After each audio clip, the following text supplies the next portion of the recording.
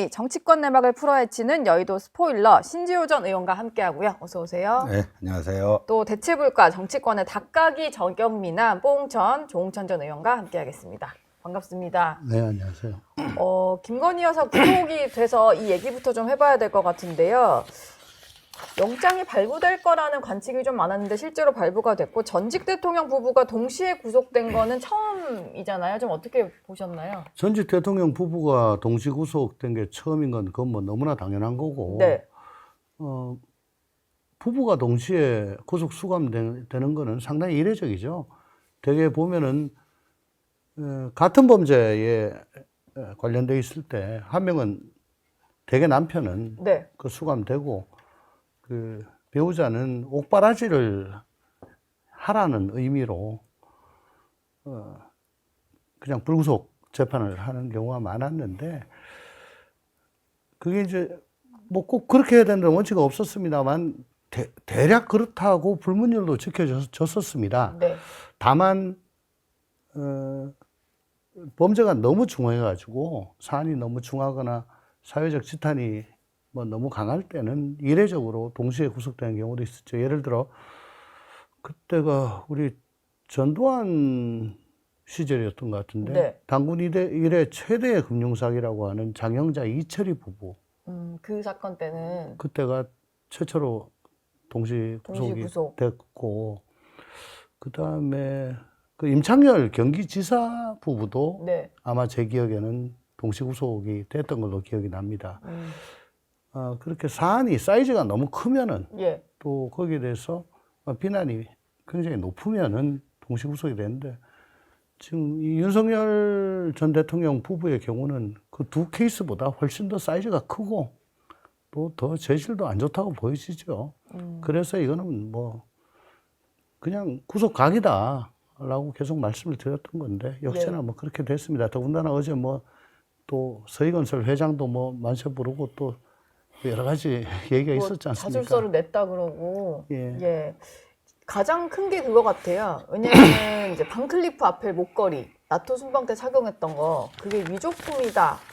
뭐 홍콩에서 산 거다. 이런 식으로 좀 구체적으로 진술을 했었는데, 그 목걸이를 구매해서 김건희 여사에게 줬다는 서희건설 회장이 자술서를 내버리는 바람에 이게 정면으로 그냥 배치가 되는 게 되다 보니까 증거인멸 우려 때문에 당연히 좀 영장이 발부될 것 같다라는 생각이었는데, 그게 좀 영향을 많이 끼쳤겠죠? 네, 그 뭐 결정적인 요인이 된 게 아니냐. 그 거짓 진술이 드러남으로써 그렇게 된 건데 방어 전략 실패죠. 근데 제가 이제 그 김건희 씨가 그 변호인들하고 어떻게 그 전략을 짰는지는 모르겠는데, 네. 대통령 재직 시절에 이제 명태균 게이트가 발생하지 않았습니까?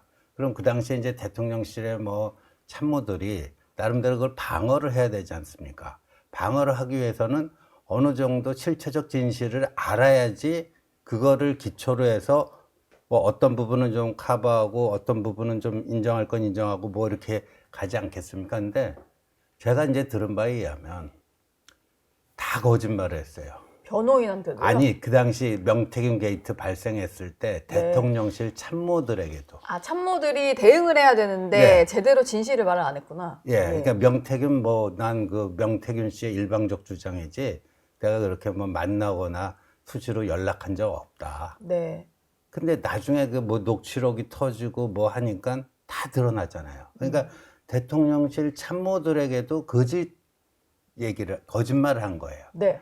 그래서 나중에 그게 이제 그 뭐 폭로를 통해서 밝혀지니까 그 참모들이 굉장히 정신적 충격을 많이 받았어요. 그 중에는 뭐 정신과 치료받은 친구도 있다고 제가 얘기를 들었는데, 네. 요번에 이제 김건희 씨가 자신의 변호인들에게 과연 이 뭐 목걸이 시계 등과 관련한 실체적 진실을 다 얘기하고 이거에 기초해서 방어해달라고 했겠느냐. 아마 변호인들도 멘붕이 됐을 가능성이 좀 높다라고 봅니다. 예. 그리고 그 자술서 내용을 보면 목걸이를 사고 돌려받는 뭐 그런 시점이나 이런 것도 좀 등장을 하고, 네. 그 회장 같은 경우는 이제 본인의 사위에 관련해서 윤석열 정부에서 자리를 할 수 있겠냐 뭐 이런 거를 좀 자술서에 담았다라는 언론 보도까지 좀 나왔더라고요. 이렇게 되면은 좀 가장 이제 김건희 여사가 받는 혐의 중에서는 뚜렷하게 드러난 혐의가 아닌가 싶어요. 직을 청탁을 하고 그 대가로 뭐 고가의 귀금속을 줬다라고 하면 메가매직이죠. 예. 예, 서희건설 회장이 그냥 깨끗하게 그 목걸이까지 갖다 바치면서 자초지종을 고해버렸으니까 아주 깔끔한데 네. 솔직히 뭐 반클리프 뭐 전 아직도 그 이름 못 외우고요. 뭐 어제 나온 시계는 뭔 콘스탄틴인가. 바쉐론 콘스탄틴. 예, 저희 친구들은 뭐 아는 놈들이 많던데. 네. 이 듣도 보도 못한 근데 가격이 뭐 그냥 5천만 원, 예, 기본. 예. 기본이 5천만 원이야. 자동차 값들이에요. 예. 예, 비싼. 그거 있으나 없으나 먹고 사는데 아무 지장 없는데 네. 뭐 그런 걸 가지고 목걸이, 시계, 구두, 가방 명품으로 도배를 하면서 그 일국의 공직을 그것도 고위공직을 이렇게 점지해주고 거래를 했는 거 아니냐는 그런 생각이 드니까 네. 뭐 공직기강은 완전히 무너진 것이고 그걸 바라보는 국민들은 허탈하겠죠. 예, 잘 외우지도 못하겠습니다. 뭐가 이름이 어려운지. 뭐 제품이 좀 많이 등장해서 시계에다가 뭐 가방, 목걸이 뭐 이런 것들이 많이 샤넬 나왔는데 이런 거는 외워요, 제가. 근데 그건 뭐 워낙 대중적이니까요. 아니 그 딱 두 글자인데 이건 예. 뭐 엔드 뭐 그래가지고 모르겠더라고. 뭐 그 심지어 이제 나토 순방 때 착용한 귀금속이 워낙 많아서 팔찌, 브로치 이런 것도 좀 있는 것 같더라고요. 뭐 그것까지 본다는 이제 수사 상황에 대한 보도도 있었던 것 같고. 근데 이제 자술서가 등장을 했잖아요. 서희건설 회장에. 네. 근데 어제도 영장실질심사를 받을 때 김건희 여사에게 이 목걸이 받았냐라고 물었을 때 김건희 여사가 받지 않았다라고 답을 했다고 해요. 모든 정황 증거나 이제 공여자의 진술까지 나온 상황인데도 계속 이렇게 일관되게 난 받지 않았다. 나 모조품을 사서 그걸 빌려 썼다라고 주장하는 이유는 뭐가 있을까요? 그 뭐 윤석열 전 대통령 그 방어할 때 모습하고 좀 비슷한 것 같은데 거짓말을 한 거를 인정을 해야 되잖아요. 네. 예, 그걸 인정해서 구차해지느니 계속 그냥 일관되게 일관되게 가고 진술을. 예, 뭐 그러겠다라고 하는 거 아닌가 싶습니다. 예. 지금 아까도 잠깐 시계 얘기하셨는데 보면 그 이게 김건희 여사와 관련된 장소에서 발견이 된 게 아니고 김건희 여사 오빠의 뭐 장모 집, 그러니까 사돈댁이니까 사실 뭔가 직접적인 관련이 있는 집은 아닌데 거기서 발견된 것들이기도 하고 특히 시계 상자 같은 것도 그 집에서 발견이 된 거잖아요. 이건 좀 어떻게 봐야 됩니까? 일부러 좀 분산해서 이렇게 숨겨놨다? 아니면 모조품이 발견되도록 했다? 이렇게 봐야 돼요. 그러니까 모조품 같은 경우는 이까지 올 거야. 뭐 공공지구도 관련이 돼 있으니까 오빠가 예. 그 특검에서 이까지 올 거야. 왔을 때 모조품을 보고 그건 모조품이라고 주장하는데 얘기가 그 뒷받침이 되는 걸로 이렇게 활용되게 하기 위해서 그걸 갖다 놨을 거로 짐작을 하잖아요. 네. 근데 시계 케이스는 이건 전혀 다르죠. 이거는 나오면 안 되는 건데 네. 더군다나 그 안에 보증서까지 해가지고 시계 케이스가 거의 있었다는 거 이건 뭐 전혀 결을 달리하는 거고 이건 방심한 거 아닌가 그렇게 좀 생각이 됩니다. 근데 예. 아까 왜 판사가 물었을 때. 물었을 때 끝까지 하느냐 가장 안 좋은 게 사실은 진술의 일관성이 없는 거거든요. 그 자체가 거짓말쟁이가 되는 거고 그 증거인멸에 확실한 우려가 있는 걸로 보여집니다. 네. 이미 모조품까지 오빠 장모 집에 갖다 놓을 정도로 치밀하게 계획을 했다면 뭐 믿거나 말거나 그걸로 계속 밀고 가야지. 이미 주사위는 던져졌는데 끝에 가지고 다시 낙상 불입하는 거는 굉장히 그건 안 좋은 거죠. 예. 그럼 어쩔 수 없이 그렇게 간 겁니다. 네. 어쨌거나 그 모조품 있는 곳에 그 시계 케이스가 있었다는 거 이거는 실수인 것 같아요. 그거 아니고는 자기한테 극히 불리한 건데. 사실 시계라는 것에 대해서는 언론 보도가 된 적도 없고 없었죠. 언론에 노출된 적도 없으니까 사실 그 시계는 지금 이제 물건이 없어진 상태이긴 해요. 뭐 그냥 내가 이제 김건희 여사를 위해서 샀다라는 어떤 사업가, 그 로봇계 사업가의 진술만 있는 상태고 물건을 근데 발견을 해야지 이게 뭔가 증거로 쓰이거나 이제 청탁 대가였다 이게 좀 아니 확인이 근데 되는 거 아니에요? 요거는 그동안에 이 목걸이는 예. 과연 그럼 누가 샀냐, 진품이냐, 언제 샀냐, 뭐 그냥 받은 거냐, 이거 자체가 흔들렸는데 그렇죠. 이거는 어제 그 서모 씨라고 예. 그 로봇계 그 하시는 분이 육하 원칙에 맞춰가지고 쫙 그냥 말씀을 다 해버렸잖아요. 내가 영부인 할인까지 받아서 예. 사서 예. 줬다 뭐 이런 예, 식으로. 예. 그리고 뭐 일부 돈은 받았다, 나머지는 못 받았다, 뭐 딱 부러지게 지금 말씀을 하고 있잖아요. 다만 얼마를 받았는지는 잘 모르겠는데 네. 그렇기 때문에 이거는 뭐 실물이 없더라도 이거는 유지가 될 것 같습니다. 근데 가장 중요한 거는 그 김건희 여사가 이런 식의 어떤 뇌물을 받았다라는 거에서 그치는 게 아니라 뭘 대가로 이걸 받았고 뭘 해줬느냐 이게 이제 앞으로 밝혀져야 될 부분 같아요. 근데 언론 보도가 사실이라면 서희건설 회장 같은 경우는 아마 본인의 사위의 어떤 자리를 청탁을 한 것 같고 나머지들도 이게 보면 실제로 로봇계 관련해서도 뭐 용산공원에서 뭐 시연회 같은 것도 했던 기억이 좀 나고요. 여러 가지 여사가 연루돼서 좀 개입을 한 것들이 있는 것 같네요. 자리도 그렇고 사업도 그렇고. 그렇죠. 그래서 저는요, 도이치모터스 주가 조작 이거는 이제 2012년 결혼인데 그 전에 있었던 거니까 이건 이거대로 뭐 파헤치는데 저 개인적으로는 네. 대통령 재직 시에 영부인으로서 한 국정농단 있잖아요. 그게 훨씬 더 중요하다. 전 이렇게 봐요. 도이치보다는- 민간인 신분에서 네. 저지른 범죄와 영부인 신분에서 저지른 범죄는 이건 차원이 다르거든요. 예. 그래서 뭐 특검이 일단 도이치모터스 이쪽이 뭐 좀 수사 축적된 게 있고 구속시키는데 뭐 그 좋은 레버리지가 된다 해서 그걸 이제 그 한 것 같은데 저는 영부인 재직시인데 근데 특히 여기서 중요한 게 명태균 씨가 어제 한겨레 신문 인터뷰에선가 얘기했던데 김건희 씨가 자신에게 인사권은 자기 오빠하고 자기하고 5대5를 갖고 있다. 5대5. 예. 대통령은요? 아니 그 대통령 오빠가 오빠가 예. 친오빠가 아니고. 예. 그러니까 윤석열 대통령이 5고 자기 네. 남편이 5고 자기가 5다. 그러면 이렇게 뭐 목걸이 받고 뭐 한 것도 다 이제 인사권 행사 차원이고 더군다나 이제 뭐 공천 개입 이 문제도 나오고 그러지 않겠습니까? 예. 그래서 이 대통령실의 의사 결정이 어떻게 됐던가. 그리고 심지어 그 뭐 인사권만 아니라 인사가 아닌 뭐 주요 결정에 있어서도 윤석열 대통령이 용산 대통령실에서 참모들과 얘기했을 때 내린 결론과 한남동 관제에 갔다 온 이후에 뭐가 달라지면 얘기가 예. 자주 달라졌다. 네. 뭐 그러니까 이런 의사결정 그 구조라든가 네. 이런 것들이 훨씬 더 좀 중요한 대목이라고 봅니다. 근데 그 총리 비서실장 자리를 가려면 그 한덕수 총리랑 어느 정도 인연이 있거나 뭐 해야 될 거 아니에요. 근데 그때도 그냥 윤석열 사단 출신 검사인가 할 정도로 뭔가 갑자기 나타난 분 같긴 했었거든요. 한 총리 자신이 뭐 아무나 추천해주라. 예. 뭐 그 누구라도 좋으니까.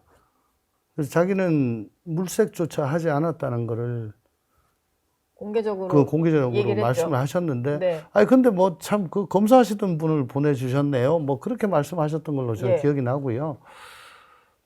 그래서 이력서를 뭐 한 장 주시더라 뭐 이런 식의 말이었던 것 같아요. 그때 당시에 좀 의아하다라는 생각을 제가 좀 하긴 했었습니다. 네. 그러고서 아마 저 친구는 이제 그러면 정치를 하겠구나 싶었는데, 지난 총선 때 부산 뭐 영도인가? 예, 영도. 영도.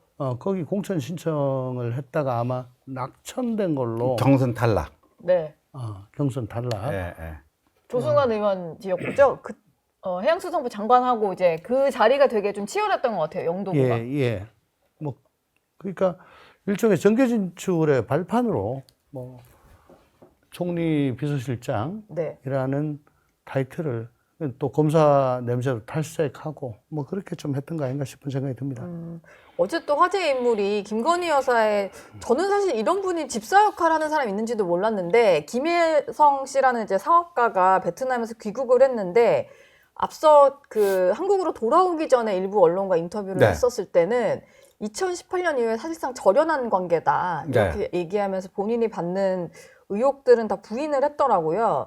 근데 또 특검 가면은 말이 어떻게 달라질지 모르니까 이분은 어느 정도까지 좀 근데 예. 이분 인터뷰한 내용 제가 꼼꼼히 봤는데 그 김건희 당시 영부인으로부터 전화가 와서 너 좀 돈 많이 벌었다고 그러더라. 아마 우리 공직비서관실에서 연락 갈 거야. 조사 좀 받아라. 그 조사 받았다는 거 아닙니까? 네, 공직기강 비서관실. 예. 그 조사 받고 별거 없었다는 거 아니에요. 네.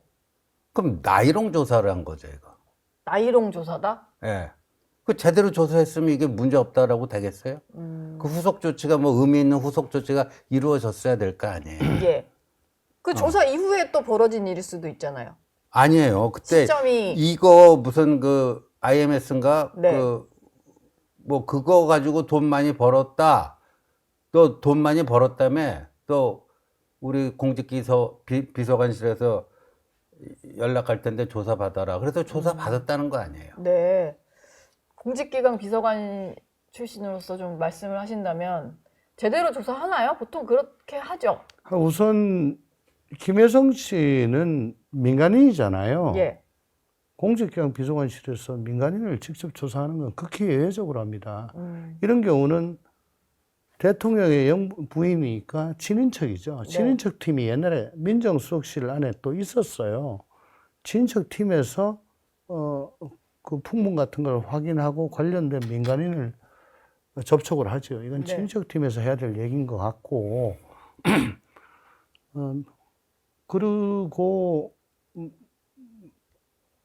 아무리 저 대통령실의 민정수석실 내라고 하더라도 강제 수사권이 없습니다. 예. 그냥 뭐 조사권밖에 없죠. 그러니까 사실대로 얘기 안 하고 자료 제출 안 하고 하면은 윽박 지르고 겁주고 당신 앞으로 그러면 어떻게 뭐 제대로 되나 보자 사업이 뭐 네. 이래가지고 뭐 자발적으로 단념하게 하는 뭐 그런 게 위주지. 수사기관이 하는 것처럼 뭐 강제 수사를 해서 자료를 수집하고 이렇게는 하지 않죠. 근데 이분이 자기는 뭐 절연을 하고 집사라고 불리는 것도 억울하고 뭐 184억에 대해서 카카오나 뭐 신한이나 효성이나 뭐 이런 예. 유수의 기업들이 네. 자본 잠식 상태에 있는 그 IMS인가요? 뭐 잘 모르겠습니다. 거기에다가 출자를 했다는 거 아닙니까? 네. 그 자체가 비정상적이죠. 거기에 대해서 아마 제대로 설명을 안 한 것 같아요.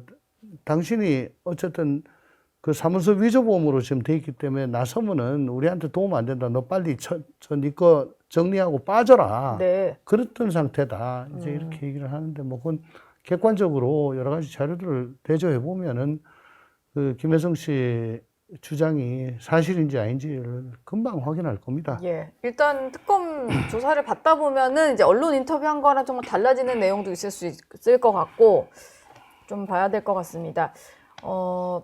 조국 전 대표 얘기를 좀 넘어가 볼게요. 민주당은 조 전 대표 사면이 여론에 어떤 영향을 미칠지 좀 그래도 신경을 좀 쓰는 모양인데 그래서인지 이게 정치 검찰로 인한 피해를 회복하는 조치다 뭐 이런 식의 어떤 여론을 만들려고 하는 것 같아요. 이게 입시 비리범이 아니라 이 수사 자체가 무리해서 뭔가 무리하게 좀 기소가 된 뭐 그런 걸로 좀 얘기를 하는 것 같은데 뭐 이렇게 우긴다고 여론이 좀 반전이 될까요? 뭐 그러면 그럴수록 매를 번다고 보는데 그 수많은 입시 비리 증거는 어디로 그럼 사라지나요? 그게 어디로 땅속으로 그냥 다 뭐 사라지고 아니 심지어 뭐 조국 전 대표는 아들 뭐 미국 대학 뭐 시험까지도 대리시험 봐주고 그 생생한 그 기록들이 다 남아 있는데 예. 뭐 조민 씨 논문부터 시작해가지고 네. 그 입시 비리가 없어질 수가 없잖아요. 예. 근데 이거 가지고 자꾸만 이런 식으로 뭐 정치 탄압받았다 하는 게 구차하기도 하고 암만 이제 윤석열 김건희 부부가 네. 천인공노할 잘못을 저질렀다 해서 타인의 그 잘못을 가지고 자신의 허물을 덮으라고 하는 거는요. 이런 사람은 공직하면 안 되죠. 지금 근데 뭐 전현희 최고위원 이런 분들은 전반적으로 사면에 대한 여론은 크게 나쁘지 않다 뭐 이런 얘기를 하거든요. 뭐 본인들 지지자들 사이에서의 여론 얘기하는 걸까요? 아, 참 무슨 얘기인지 잘 모르겠습니다. 네. 언제부턴가 그 더불어민주당 지도부는 원톤 원보이스로 네. 그냥 누가 더 세게, 누가 더 명징하게 얘기를 하냐. 개딸들한테 확실하게 어필하는 경쟁을 하는 것 같고, 예. 야당 뒤집어 놓고 후벼 파는데 네. 누가 더 잘하냐. 이제 그 제일 잘하는 사람이 이제 대표가 됐으니까 아마 스피커도 더 커졌는데 옛날보다 스피커는 더 키워야 되겠죠. 여론이 그렇게 나쁘지 않은 것 같아서 이렇게 지금 전전긍긍을 하는 건가요? 예. 일단 지지율도 좀 뭐 변동이 있었는데 그냥 별거 아니다 이렇게 좀 넘기려고 하는 게 아닌가 정신 싶긴 하네요. 승리고 예. 제가 법무부와 김대중 청와대에서 사면을 정말 지긋지긋하게 한 사람입니다. 사면 예. 업무를 하셨군요. 예. 네. 이렇게 3분의 1 복역했을 때는 안 됩니다. 그리고 권력형 비리 또 사회적 무리가 뭐 엄청나게 야기됐던 그런 사건에 네. 대해서 아직도 반성을 안 하고 그냥 있으면은 실무진으로서는 이걸 목숨 걸고 막는 수밖에 없는데 그래도 뭐 이거는 대통령의 뭐 결심으로 그냥 가는 거니까 끝에 가면 이제 뭐 밀릴 수밖에 없는 거죠. 네.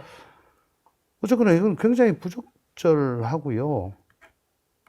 거기다가 문재인 대통령이 참여해서 가장 아픈 손가락이다. 뭐 두고두고 빚으로 남아있다. 조국의 공부를 읽으면 여러분도 공부가 될 거고 더 사람 살만한 세상이 될 네. 거다. 책 홍보까지 해주고. 아니 글쎄 저렇게 입시 비리 그 영화 기생충 있지 않습니까? 네. 거기 보면은 그 송강호 그 집안에서 그 주인집에 그 과외교사로 그 가기 위해 가지고 뭐 위조하고 그러죠. 저는 그쵸. 처음에 이거 딱 터졌을 때 그 생각이 났어요. 기생충 그게 예. 떠오르셨구나. 예. 네.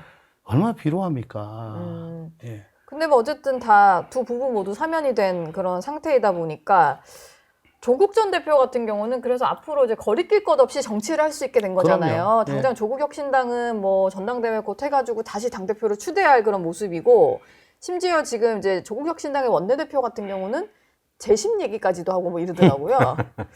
뭐 완전 무죄로 뭐 어떻게 이 그러니까 해버리겠다. 이거 사면할 게 아니고 재심 신청을 하는 게 맞는 거죠, 사실은. 예. 근데 근데 이제 사면해줬는데 뭐 재심까지 한다 그럴까요? 깔끔하게 털라고. 근데 그냥 재심하기가 겁나니까 뭐 정치 검찰의 뭐 전행에 의해 가지고 기소된 사건을 바로잡는 특별법을 뭐 지금 발의를 해놨대요. 네. 그 특별법이 통과가 되면은 재심을 신청하겠다. 아. 뭐 그런 얘기입니다.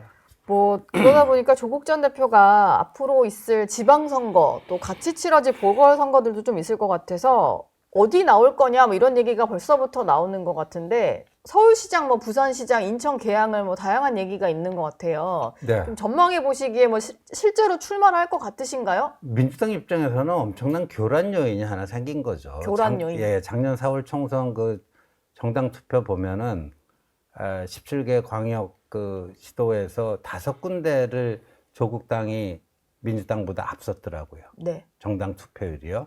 지민비조 때문에 그런 거 아니에요? 그러니까 지민비조 그 영향이 많이 있었죠. 그러니까 호남 3군데랑 부산하고 세종 이렇게 5군데던데 그러니까 엄청난 이제 교란 요인이 되고 그 민주당 전략 수립하는데 굉장히 골치 아픈 변수가 하나 생긴 겁니다. 네. 근데 이재명 대통령이 조국을 사면해주면 민주당 내년 지방선거 때 복잡해진다는 걸 모르고 해줬을까요? 저는요, 이 조국 사면을 이화영이라든가 뭐 정진상, 뭐 김인섭 비롯해갖고 대장동, 백현동, 지금 뭐 그런 사람도 있잖아요. 예. 그런 사람들을 해결해주기 위해서는 조국부터 먼저 좀 풀어줘야 돼요. 아, 본인 사람들 챙기려면 그렇죠. 뭐 다른 이제 여권에서 요구가 오는 사람도 해줘야 되니까. 예, 이화영 씨 같은 경우는 공공연하게 지금 감옥에서 다 끄집어내 달라라고 요구하고 있잖아요. 네. 예. 저는 그거보다는 지난 전당대회에서 정청래 후보가 예. 대표로 됐지요. 아마 이재명 대통령의 속은 뭐 들여다본 건 아닙니다만은 그래도 입안의 혀와 같이 할 수 있는 박찬대가 되기를 더 원했을 겁니다. 근데 지금 이게 뭐 어쨌든 온라인 네트워크 정당, 유튜브 정당 시스템인데 조직적인 그 오프라인 시스템이 이번에 딱 부딪혔는데 결국은 뭐 온라인이 이긴 거니까. 예. 야, 이거 저 정청래 대표가 이제 취임 일성으로 굉장히 강한 메시지를 계속 던지고 있잖아요. 네. 뭐 사람 아닌데 뭐 악수를 왜 하냐. 뭐 그렇죠. 뭐 9월까지 뭐 개혁 뭐 확실하게 하고 거기다가 개혁특위위원장 3명을 갖다 초강성으로 앉히고 더군다나 또 이춘석이 그 몰래 그 주식 거래하다가 저 날라가니까 정광석화처럼 추미애를로 갖다 법사위원장 해치웠다. 네. 뭐 잘 아시겠지만 그 상임위원장 그 선임은 원내대표 몫이거든요. 그러네요. 근데 그걸 자기가 정광석화처럼 해치웠다라고 SNS에 올렸다고 그래요. 네. 이제 막 그냥 월권도 하고 뭐 그냥 질주죠. 네. 질주를 하는데 그러면 이재명 대통령이 얘기했던 통합이라든가 뭐 중도 지향이라든가 뭐 이런 쪽하고는 안 맞잖아요. 그러면서 일만 하시라 싸움은 내가 할게. 근데 이게 구분이 되는 게 아닙니다. 예. 그러니까 국정에 엄청난 부담이 되는데 이게 왜 그러겠습니까? 제 생각에 간단하게 말씀드리면은 내년 지선 이기고 8월 달에 전대 나가서 2년짜리 하고 그 4월 달에 총선 있으니까 공천 다 하고 총선 이기고 그 이후에 대선. 전 대선 프로젝트라고 봅니다. 본인 대선이요? 예, 정청래. 본인이 대권 주자다. 대권 프로젝트. 예, 지금은 이제 자녀 임기만 채우는 당 대표니까. 아니 그러니까 한 번 더 해야 돼서. 일단 지선이라는 네. 그 도약대가 있으니까 지선 공천하고 이기고 이렇게 쭉 가는 거죠. 네. 그러니까 그거 생각하면은 솔직히 지금 대통령 뭐 취임한 지 3달도 안 됐는데 저거보다 이제 자기 생각하게 되는 거죠. 네. 여기에 옆에 학교에서 정학 먹고 있던 전교 1등짜리를 갖다 이 학교로 지금 데리고 와서 전학을 왔네요. 이제 전학을 시키려고 하는 거예요. 지금 일단은 저 정학 풀었고 네. 이게 전학을 오게 되면은 이제 이게 저 전교 1등짜리가 갑자기 날라오면 깝깝하죠. 그러니까 조심해라. 라고 하는 게 여기에 전 내포됐다고 봐요. 아, 오히려 정청래 대표를 좀 견제하는 수단이 될 수 있군요. 예, 조국 전 대표가. 스스로 예. 폭주하지 않도록. 그거 아닌가? 뭐 저 뇌피셜입니다, 그냥. 예. 사실 뭐 박지원 의원도 조국혁신당과의 뭐 합당 얘기를 했다가 말을 또 이제 개인 의견이었다 이런 식으로 좀 수습을 하는 거 보니까 확실히 앞으로 이제 지방선거 앞두고 두 당 간에는 좀 긴장 관계가 있을 것 같다는 생각은 좀 들어요.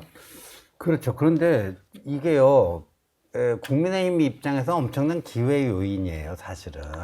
정청래도 강성인데 전당대회 저렇게 하는데 기회가 어디 있어요? 정청래도 강성인데 조국은 원래 이 더불어민주당보다도 더 왼쪽이었잖아요. 네.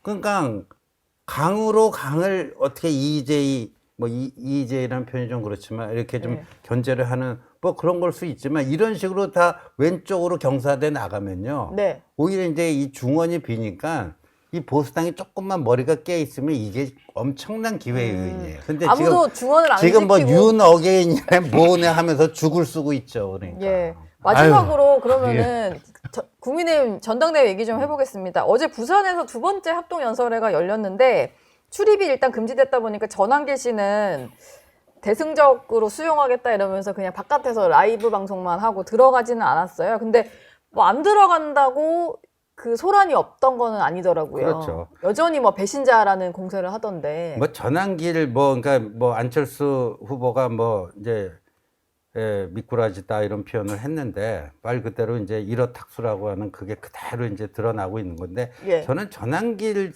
개인의 문제가 아니고 김문수, 장동혁 두 후보가 노골적으로 두둔하고 옹호하고 편을 들고 나서니까. 편 들고 나섰기 때문에 이렇게 된 거지 전환길 혼자 뭐 어떻게 하는 게 아니잖아요 지금. 김문수, 장동혁이 그걸 두둔하고 나섰는데 근데 그 두 사람의 주장의 핵심은 투쟁만이 살 길이다. 투쟁이 곧 혁신이다. 싸우지 않는 자 뭘 하느냐. 근데 좀 제발 손자병법 좀 읽어봤으면 예. 좋겠어요. 우리의 적은 밖에 있다 뭐 이런 거잖아요. 아닌데 싸우지 않고 이기는 게 최선이고요. 네. 싸우더라도 이길 수 있는 환경, 판을 만들어 놓고 싸움을 해야죠. 근데 이 김문수, 장동혁이 얘기하는 그 투쟁은요. 네.